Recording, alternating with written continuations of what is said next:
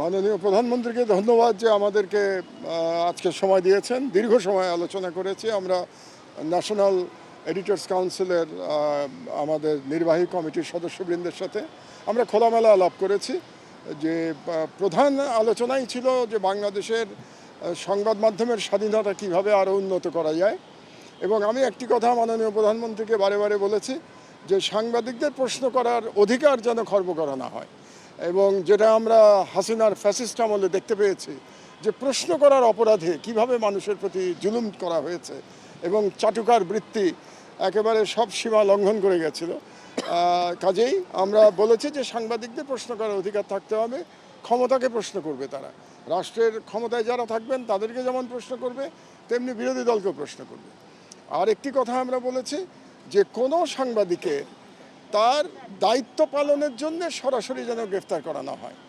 তার বিরুদ্ধে অভিযোগ থাকতে পারে, মিথ্যা সংবাদ দেওয়ার অভিযোগ হতে পারে, সেক্ষেত্রে আমাদের ন্যাশনাল এডিটর্স কাউন্সিলের পরামর্শ হচ্ছে যে সেক্ষেত্রে আদালত তার বিরুদ্ধে সমন জারি করবে। ঘুমের জাদু সোয়ান গ্রুপের একটি পণ্য, কিন্তু কোনো গ্রেফতার করবে না তাকে প্রথমে। এখন আমরা যেমন দেখতে পাই যে তাকে গ্রেফতার করে ফেলে, এলাকার প্রভাবশালীরা একটা নিউজ বললো আমার বিরুদ্ধে সংবাদ ছাপিয়েছে, প্রভাবশালীরা তাকে গ্রেফতার করে ফেললো। এটা যেন না হয়, এবং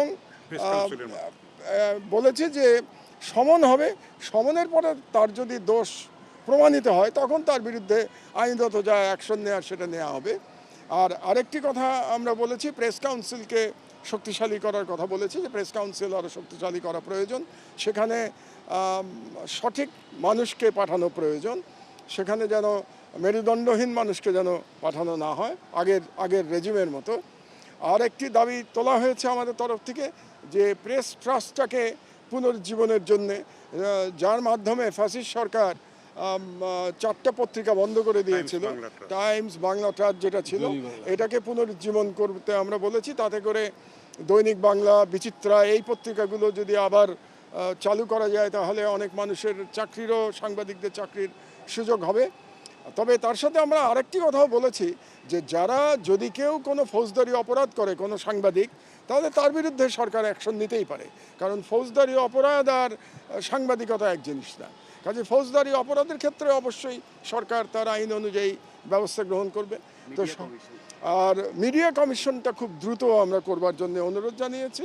তো সুতরাং সব মিলে আমরা মনে করি এটাই প্রথম আমাদের আজকে সভা হলো মাননীয় প্রধানমন্ত্রীর সঙ্গে, এবং তিনি এখন থেকে নিয়মিত করবেন বলেছেন, এবং তিনি বলেছেন, মোটামুটি বলেছেন যে প্রতি 4 মাসে একবার তিনি হয়তো সম্পাদকদের সাথে বসবেন, এবং আমাদেরকে তিনি মধ্যাহ্নভোজে আপ্যায়িত করেছেন, সেটার জন্যও আমরা ধন্যবাদ জানিয়েছি।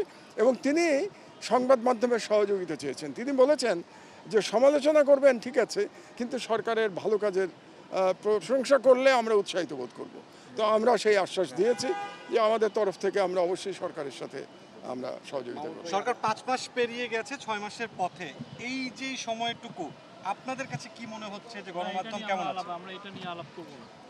না, শুধু একটা কথা বলে দিই যে এই সরকারের মধ্যে গণমাধ্যম যথেষ্ট ভালো আছে, গণমাধ্যম, এবং যেই গণমাধ্যম ধ্বংসপ্রাপ্ত হয়ে গেছিল সেটা অন্তর্বর্তীকালীন সরকারের সময় থেকেই সেই গণমাধ্যম আবার মুক্ত হওয়া শুরু করেছে, এবং আমি মনে করি যে এখনও গণমাধ্যম মুক্তই আছে, এবং সেদিক দিয়ে আমরা ইতিবাচকভাবেই দেখছি সরকারের কর্মকাণ্ড। ধন্যবাদ।